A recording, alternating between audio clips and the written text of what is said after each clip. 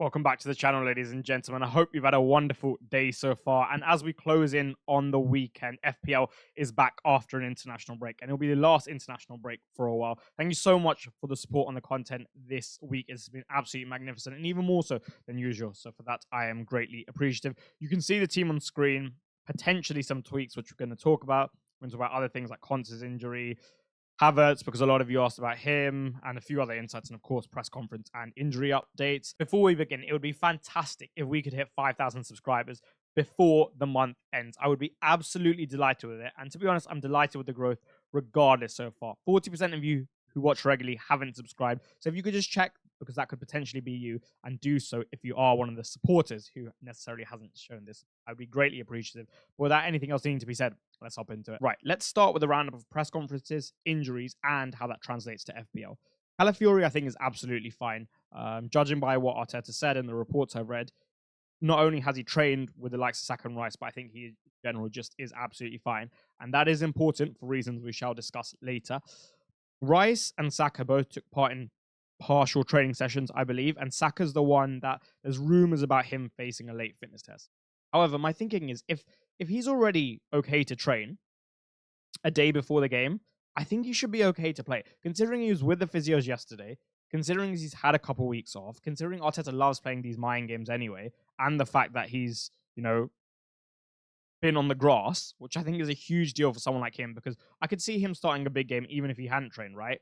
Let alone if he had. So for me, personally, I think he's going to play. If you go on social media and scroll through X, you read some of the jump the waves predictions. They're not overly bullish on a start for Saka. Personally, I think he does, but you have to make your own interpretation there. As mentioned later in the video, I will explain specifically why Calafiori's availability is particularly important for one asset. Moving on to Aston Villa, Konsa, Onana, and Kamara out. The big thing from an FPL standpoint is Konsa is out, so we're going to discuss that and what that means. But the other thing is, Decore is back for Palace, so you expect an improvement in their pivot, which is something that I've spoken about that I haven't been too impressed with this season. Okay, Eze won't be there, but there's no Onana and there's no Kamara. That means at the base of that pivot with Tielemans and one of those two, well, they're not going to be there. I know Barkley's back in contention, and even if it is a Barkley-Tielemans pairing, they have a lot of, not a lot, but definitely some similarities in the role that they're trying to play within the side and the one that they're instructed to do. And they don't really have like a big space eater, a big jeweler, someone to hold as well. So I think Villa could struggle from a defensive standpoint to an extent, and not to mention they've lost arguably their best centre-back as well, right? Pau Torres hasn't even been cleared. There was just nothing mentioned on him, and he had a flag as well. So from that standpoint, Villa do look a bit depleted. Palace look a bit stronger now, and I wouldn't be surprised if that game's a little bit closer than maybe we thought it was going to be initially. So that's just something to keep in mind when you're considering starting your Aston Villa players like Rodgers, like Watkins, like Luka Dean, if you're looking to transfer him, who we're all going to touch on. So Menu and Kirk are fit, so for Bournemouth owners, you're good to go. Likewise with Mbuemo, Wissa, and Pinnock. From a Bournemouth and Brentford standpoint, no issues there. Now, Reece James is out. And what does that mean for Chelsea? Well, it almost certainly means that the fullback pairing will be Cucurella on the left and Gusto on the right. Now, Gusto inverting is almost a certainty, but it's where does he invert? Now, the likelihood is that he inverts into the right 8. I guess Caicedo plays with Lavia if he's available and selected in the middle, and then Palmer goes to left 8. Alternatively, I could see Lavia not playing. I could see maybe Enzo Fernandez playing, and if he does, he'll push into the left 8. Gusto will invert, but this time into the pivot to sit alongside Caicedo, and Caicedo will occupy that left side like he usually does, and then Palmer will be the right 8. Now, it's been well established that Palmer, as the right-sided 8, is probably better for him. And I'm not disagreeing with that at all. However, I would say the one thing is that we've only seen Palmer play left 8 against Newcastle, Man United, and Arsenal. All particularly hard games. Now, one thing about Leicester is there's no Jamie Vardy. Well, it's very unlikely there's any Jamie Vardy, and there's no Fatawu either. They lose a huge amount of threat like that. Not only do they lose their outlet in Vardy, but they also lose a lot of direct threat from Fatawu. I think Chelsea, as such, should be able to dominate the game. The only way I can see them really hurting us is through very crisp passing sequences, but I'm not sure their technical floor is high enough for them to do that consistently, or even a few times in the game. Yeah, sure, they've got it in them, but the likelihood of them doing that and actually really hurting us, I'm not sure is particularly high. So I'm quite bullish on Chelsea's performance prospects and also just being able to dominate the game. And even if Palmer is to play left 8, again, for the fact that this game is easier now that Fatawu and Vardy are injured, alongside the fact that we haven't seen him play left 8 in a game like this, I think Palmer should be okay. Trent hasn't trained, so as I mentioned in the Everything You Need to Know video, almost a guaranteed sell from my standpoint. The other thing, though, is I know he's not playing as advanced, and I know he has a different role, but he undoubtedly still helps from a creative standpoint, and even in terms of progression and what he offers you with diagonals and long balls and outlets, etc., etc. So, with him out, likely Conor Bradley in that right back role, and whilst he's definitely a good player, and he's done very well as Trent's understudy, he is not Trent. So could Liverpool see somewhat of a creative decline in a side that doesn't have its creative dynamics optimized already? I think a lot of that reliance has probably been left to Salah's magical moments, but maybe not the side as a whole. I think the system's done a good job with the smaller spaces between the players to kind of close the gap in that sense, but I'm just a little bit wary that Liverpool might be just a little bit off it without him, because obviously you are taking away the world's best ever creative fullback. Now, Spurs are going to be out without Mickey van de Ven and Christian Romero. That's a big deal because obviously they're playing Erling Haaland and Postecoglou only likes to play one way. I do think Ben Davies is definitely competent. I've seen him many a time fill in and do a very good job. And naturally, people forget he isn't centre back just because he played left back for so long. He is still a centre back, albeit I think this absolutely improves Haaland's prospects. I like him as an option. I personally wouldn't be selling. I wouldn't be selling him for Salah unless you're like super bullish on one of Salah or Palmer's captaincy, then okay. But I think he's a very easy hold this week, and it's quite a nice quote-unquote differential to have against a lot of the engaged managers. That isn't to say that City blow them out the water because there is no Kovacic. How did they fare without that? Maybe they have to protect themselves even more because now they don't really have a number 6 at all. So there's all those variables in play, but like I said, I think there's more than enough to still keep Haaland and essentially keep him ahead of the likes of Salah and Palmer, unless like you're particularly bullish. Right, let's quickly move on to my team because, as I imagine, a lot of people are on Wildcard 12 and we have similar drafts. Now, Konsa is out, so his utility in my side significantly decreases because he was only playing 3 games anyway, and one of them was this. So that's 33% of what I was looking at him for is gone. Not only that, I was actually thinking of transferring him out, and he kind of fit in well with my structure. So it's not ideal in that sense, but I'm sure it will work out to the best. I looked at it before filming this video, of course, and I did not come up with a solution of what I wanted to do for my personal team. And I don't just want to say, oh, I'm going to Anderson, say 0.1, play him against Wolves for the sake of content. I'd rather just actually thinking out, and I will do. I'm a little bit of a rush. So what I'm going to do is I'm going to post what I'm going to do later. There are a few things, though, associated with Konsa that I would like to discuss. One, which isn't on there, is Rodgers or Joao Pedro. Now, initially, I was very well set on keeping Joao Pedro on the bench. I did think he was going to start, but he would have reduced expected minutes compared to Rodgers. However, with Palace strengthening due to injuries coming back, with Villa being significantly weaker, does that offset Rodgers' appeal for me? Yeah, definitely to an extent. So I am considering starting Joao Pedro and accepting lesser expected minutes. The other thing that I probably didn't think about because I was so set on starting Rodgers due to that variable is that Bournemouth, like, if you want players against them, it's the central players as opposed to the wide ones. So that is another thing for me to consider. Luka Dean, I actually had a whole section on Luka Dean versus every Konsa, which I had to take out following this news. What I would say is, looking at the schedule, I expect him to miss maybe 1 Premier League game, but that to be towards the back end of the Xmas period. So at least you'll get utility early on. It's just whether or not you think he can keep clean sheets without Ezri Konsa and potentially without Pau Torres as well, albeit considering we didn't hear anything, I think he'll be fine. Now, a little bit to touch on him anyway, because some of you would be thinking about that. I was actually very bullish on his prospects, and I would have recommended to have him ahead of Konsa if you could afford it. That's what I had in my previous section. I think the fact that the system's somewhat asymmetrical, where the right side centre-back or right-back just chucks in a little bit at times, and Luka Digne certainly has more of a license to go on forward. The slower build-up, I think, helps him just stay higher as opposed to having to go up, down, up, down. It becomes a bit tiring. I think the actual floor and ceiling of his technical quality is brilliant. And like as he showed midweek with France, generating 3 attacking returns, he's got it in the back to be able to do that. And he's got a lot of routes to points anyway. I think he can score from set pieces, open play crosses, set pieces, like such as corners, etc., crosses from those, etc. So I really like Luka Digne if you can afford him at 4.7, on the assumption you don't think that Konsa being out for 1 game makes a clean sheet prospect significantly worse. You have to remember there's no Eze, and you're fine to accept that. Who are the other potential replacements? Well, look who we discussed in the Everything You Need to Know video. Anderson, Ryan Nori, potentially Kanate if you like him. maybe warming to him slightly, but you can go and check that video out. In the next slide, I also have some more defensive prospects.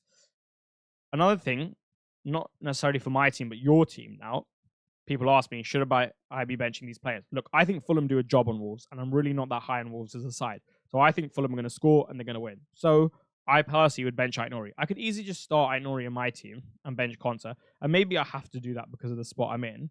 But personally, I'd be happy to bench Aït-Nouri. I think Jimenez will get reduced expected minutes given what time he played on Wednesday at 2 a.m. They have the game, he has to fly back. The game's on a Saturday. So I think from that standpoint, his expected minutes will be reduced, and you want to protect him a bit for the Christmas period. I don't mind benching Cunha because I really do think that Fulham are going to do a job on Wolves, but he's obviously one of the better players to have a problem over. Your squad must be very strong if you're going to bench him. I don't mind it though. People are talking about benching Mbeumo, and I think I understand the logic because Branthwaite's back. It's away at Everton. It's not an easy fixture. But for me, personally, I think I just start him because of how high his ceiling has been this season. Finally, Dwight McNeil, I think it's a really tough one. I think in a lot of cases, people will be tossing it up between him and Rodgers or him and Joao Pedro. I'm actually inclined to say start him over Rodgers, albeit I'm not exactly overly bullish on his prospects given what I've seen from Everton in recent weeks. I think this one is very much a coin flip. See how you feel about it.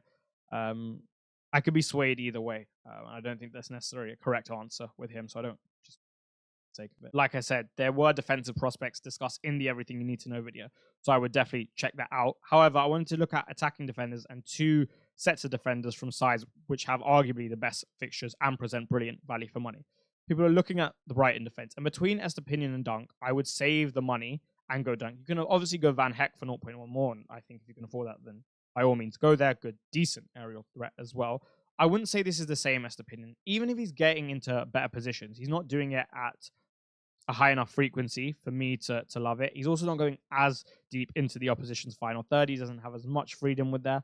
Whilst Hurstler's system and philosophy definitely has similarities to De Zerbi's, it's not the same, right? And I think it's far less go. And in general, I think expected minutes could be slightly tainted for him anyway.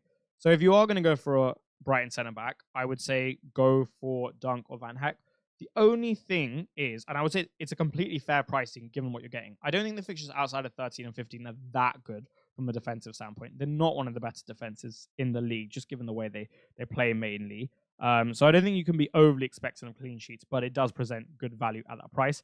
I like the Chelsea defenders, and if I could have 4 Chelsea players in my side at the moment, I would, because the fixtures are so good. From what I've seen from Chelsea set pieces, I think one of Colwill or Fofana drew a goal. The fixtures are so good for so long, it's pretty much a set and forget. You won't have to worry. With the build-up, there's a lot of passes as well, and I think that helps on the bonus system. So for me, I quite like picking one of them if you're not going to go for a Robert Sanchez. And don't worry, I'm not going to repeat the same points I did on Isak and Jackson previously. It is in the Everything You Need to Know video. It is in the wildcard video. And I imagine a lot of you would have already watched those sections, or you can go and watch them now, and that will provide you with some depth. However, I did have a new insight. I do have a new insight. Thus, I thought it best to share it. A lot of people from the comment section are in a spot where they're going to take a real short-term pick. Now, I've already expressed many times that I prefer Jackson for the longer term and even medium term.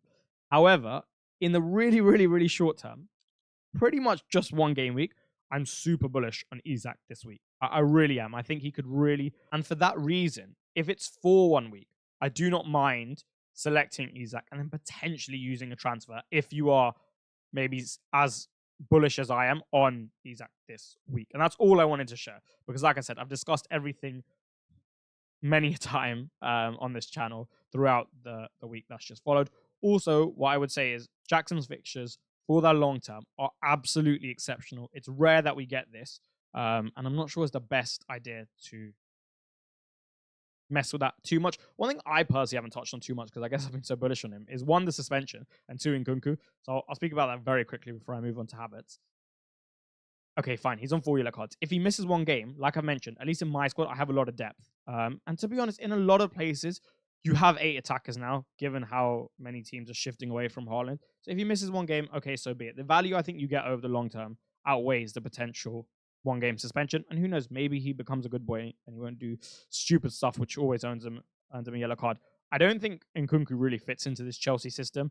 I think Maresca's also very strong-minded in the sense that he's not just going to play players for the sake of it. He'll give him the other games, the B team games almost. And from there, I just think Jackson will play continuously. Even if he doesn't, he'll never, I think, be benched for the entire game. I think he'll come on. So, in the worst case, if you have a slightly depleted squad, at least you're getting minutes in a good fixture. Now, there's been a lot of talk about Kai Havertz in the comment section, and I was somewhat surprised. So let's present both sides, and I'll talk about it a bit more.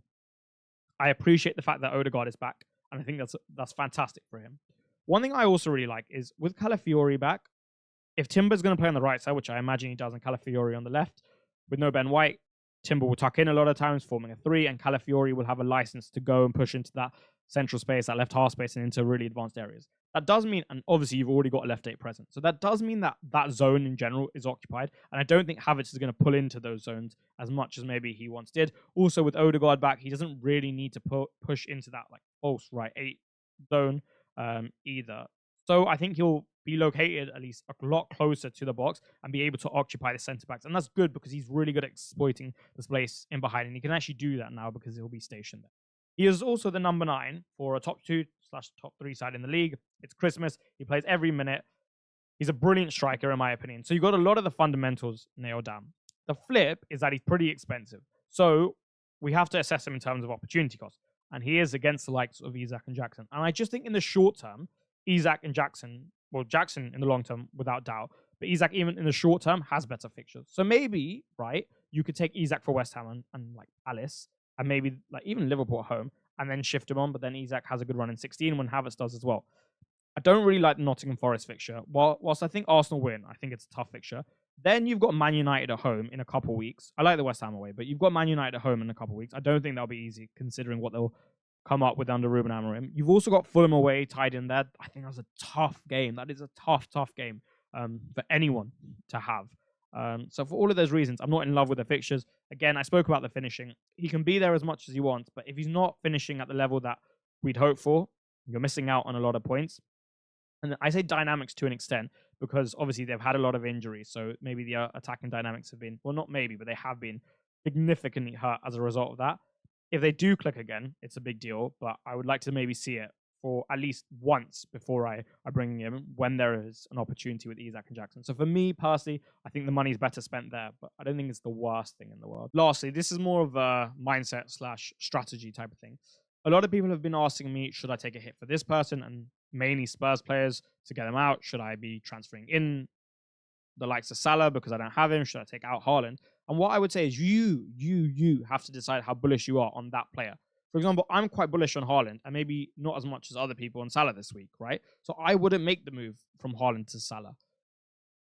At the same time, I'm probably a little bit more bullish on Spurs attack than others are this week, especially with the Kovacic news. So there's no way I'd be hitting out Brennan Johnson. Okay, I'd move Solanke to a Isak or a Jackson for free, but I wouldn't be doing it for a hit. So that's what I would say. In my opinion, because this has been asked about a lot, I wouldn't take Spurs players out for a hit. I would like to move Solanke for free. I wouldn't really move Johnson for a hit at all. I would also say Solanke is more of a priority because the opportunity cost is greater, because at Brennan Johnson's price tag, there's not too much on offer anyway. And I wouldn't take out Haaland for Salah. I probably wouldn't even take him out for Palmer. I'd just stick the armband on Haaland because, you know, you have to account for the cost of transfers, etc., etc. But you may see that as the complete opposite. So you have to do what you want, but I'm just giving my 2 pence on that. The other thing is, when you take a risk in this type of spot, when you're selling a player from a good team with genuine attacking quality, your risk profile is already quite large. All it takes is one good return, considering they could have a good game and get a bonus, and I think you'd be in a bit of trouble trying to repay that. So I'd consider that.